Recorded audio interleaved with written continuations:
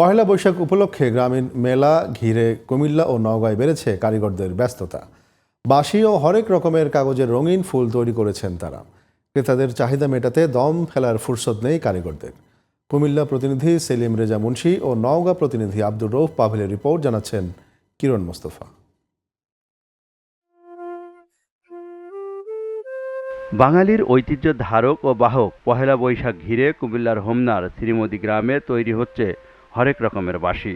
উৎসবের অন্যতম উপকরণ বাঁশি সরবরাহ হয় এখান থেকেই। ক্রেতাদের চাহিদা পূরণে ব্যস্ত কারিগররা। 20 টাকা থেকে শুরু করে 1000 টাকায়ও বিক্রি হয় এই বাঁশি। ঐতিহ্য ধরে রাখতে সরকারি পৃষ্ঠপোষকতার দাবি কারিগরদের।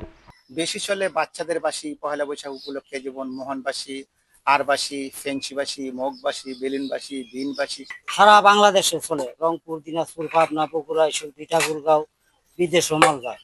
যদি কাজ বেশি করতে পারি তাহলে বেশি মাইনা পাই, আর যদি কম করতে পারি কম পাই। এটা যদি সরকারি ভাবে কোনো পৃষ্ঠপোষকতা তারা পায়, সাহায্য সহযোগিতা পায়, তারা হয়তো আরো স্বাবলম্বী হয়ে উঠবে। নওগাঁর আত্রায়ের জামগ্রামে পহেলা বৈশাখ উপলক্ষে রঙিন ফুল তৈরি করছেন কারিগররা।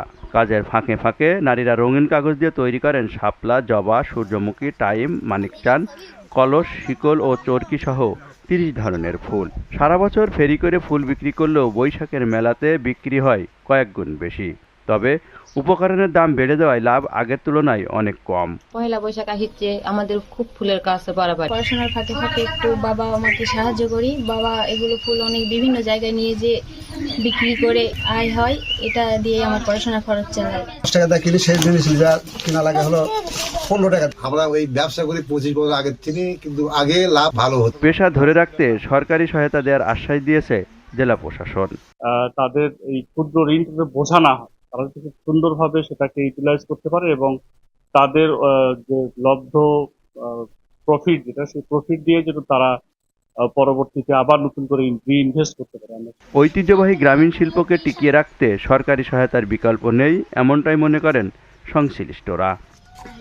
কিরণ মোস্তফা, জিটিভি নিউজ।